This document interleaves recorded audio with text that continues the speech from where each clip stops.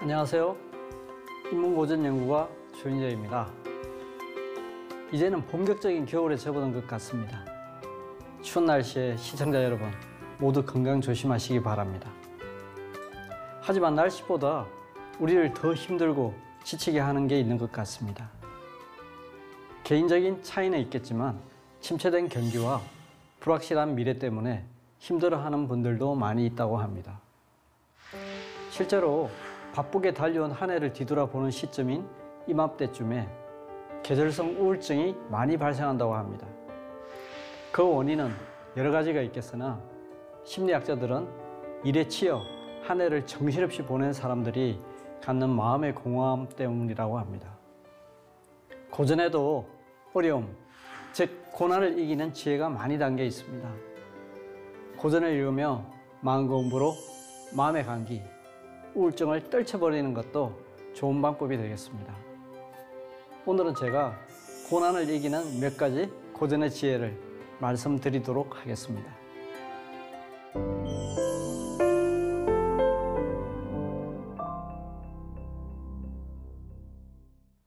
논어 자한에는 세한연우, 지송백 지후조야 라는 성어가 실려 있습니다. 뜻을 해석하면 날이 추워진 후에야 소나무와 잣나무의 잎이 더디 시듬을 안다 입니다. 사실 소나무와 잣나무는 침엽수라 잎이 가늘고 길어서 그다지 볼품이 있어 보이지는 않습니다. 한여름 무성한 잎을 자랑하는 나무나 가을철 멋진 단풍과 비교하면 초라해 보이기까지 합니다. 하지만 추운 겨울이 오면 상황이 달라지죠.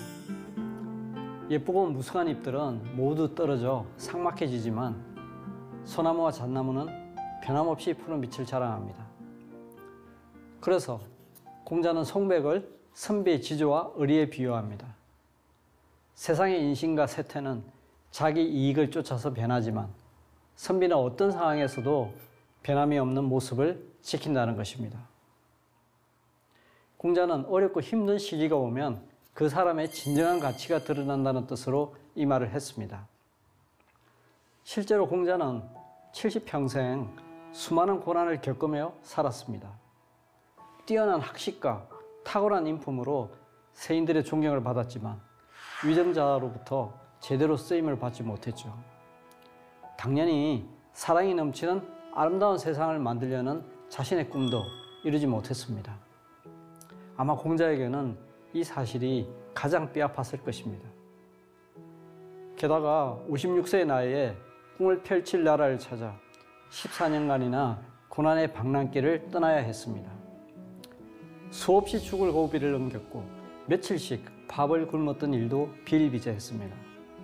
그래서 그 당시 공자를 본 어떤 사람은 상가집게라는 가장 비천한 이름으로 부르기도 했습니다. 이렇게 인생의 고난을 감내하면서 공자가 붙들고 있던 인생 철학이 바로 논어에 실려있는 이 구절입니다. 어떻습니까? 그 의미를 알고 나니 이 구절이 더욱 멋있게 느껴지지 않습니까? 그런데 이 구절은 우리에게도 낯익은 구절입니다. 바로 조선 후기 최고의 명필로 꼽히는 추사 김정희의 세안도 때문입니다. 추사는 논어에 실려있는 이 말을 따서 자신의 작품에 세안도라는 이름을 붙였습니다. 제주도에서 유배하던 시절 제자 이상적의 의리와 우위에 감사하며 직접 그림을 그려 선물로 보냈던 작품입니다. 역관이었던 이상적은 추사가 건세를 잃고 유배 중이었음에도 잊지 않고 중국에서 구한 귀한 책을 보내주며 교류를 계속했습니다. 추사는 부와 권력만 좇는 세태에서 변함없는 이상적에 크게 감동하여 세안도에 다음과 같은 글을 남겼습니다. 건세와 이익만을 조차 따르는 것이 거부할 수 없는 시대의 풍조다. 어찌 비싼 값을 주고 산 이 귀한 책을 건세가에 보내지 않고 먼 바닷가 초라한 처지에 나에게 보냈는가. 사마천이 말하기를 권력과 이익을 좇아 모인 사람들은 그것이 사라지면 멀어진다고 했는데 그대도 세간의 한 사람일진데 어찌 그리 초연한가. 그대는 나를 권력과 이익의 대상으로 보지 않는가? 아니면 사마천이 틀렸단 말인가? 공자가 날이 추워진 후에야 소나무와 잣나무가 더디 시듦을 안다고 했듯이 송백은 사시사철 시들지 않는다. 추운 겨울이 오기 전에도 송백이요, 추운 겨울이 온 후에도 마찬가지로 송백인데 성인은 특별히 한겨울 이후에 변함없음을 칭찬하였도다. 권력과 이익을 좇는 세태에서 진정으로 아름다운 것은 바로 변함없는 마음인 것 같습니다. 특히 어려움에 있는 가까운 사람이 있다면 예전과 변함없는 관심과 사랑을 베풀어주는 의리와 품격이 있는 사람이 되어야 하겠습니다. 그러면 이번에는 고난의 의미를 알려주는 성어 하나를 소개해 드리도록 하겠습니다.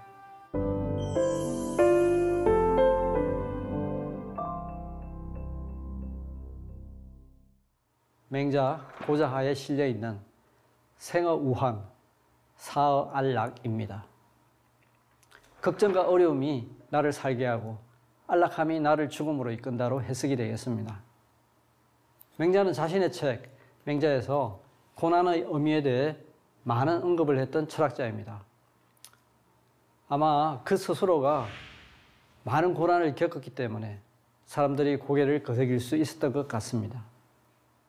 설사 지식이 많다고 해도 평생 고난을 모르고 살았던 사람이 고난에 대해 말한다면 아무도 공감하지 못할 테니까요. 생어 우환, 사어 안락의 앞에는 다음의 글이 실려 있습니다. 하늘이 장차 그 사람에게 큰 사명을 내리려 할 때는 먼저 그의 심지를 괴롭게 하고 뼈와 힘줄을 힘들게 하며 육체를 굶주리게 하고 그에게 아무것도 없게 하여 그가 행하고자 하는 바와 어긋나게 한다. 마음을 격동시켜 성질을 참게 함으로써 그가 할 수 없었던 일을 더 많이 할 수 있게 하기 위함이다. 위대한 사람이 큰 일을 이루기 위해서는 먼저 큰 고난을 겪고 이겨나가야 한다는 것입니다. 그럴 때 인내와 의지의 힘을 갖게 되고 그동안 하지 못했던 위대한 일을 이룰 수 있다고 합니다. 그래서 맹자는 편안함에 안주하지 말고 오히려 걱정과 고난 속에서 자신을 단련해야 한다고 했습니다. 고난의 의미를 정말 잘 말해주는 문장입니다. 서양의 역사학자 아놀드 토인비는 좀 더 재미있는 예를 들어서 고난의 유익을 알기 쉽게 설명해 주고 있습니다. 토인비는 도전과 응전을 핵심 모티브로 해서 인류가 발전할 수 있는 동인을 거친 환경과 가혹한 고난에서 찾았던 학자입니다. 그가 강연에서 예로 들었던 것은 바로 북해의 청어잡이 어선의 지혜입니다. 머나먼 북해에서 잡은 청어를 그냥 운반했을 때는 거의 모두 죽어버려서 제값을 받기 어려웠습니다. 싱싱하지 않았기 때문이죠. 고민을 하던 어부들은 천적인 물메기 몇 마리를 수조에 넣어 보았습니다. 그러자 대부분의 청어가 싱싱한 상태로 한국까지 올 수 있었습니다.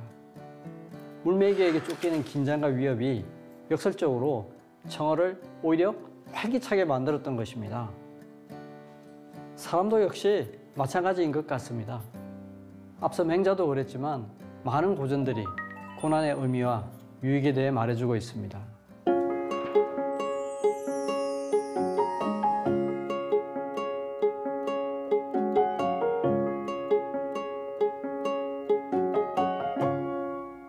이처럼 고전에서는 고난은 모두 가치가 있고 고난 그 자체는 역경이 아니라 오히려 축복이라고 말하고 있습니다.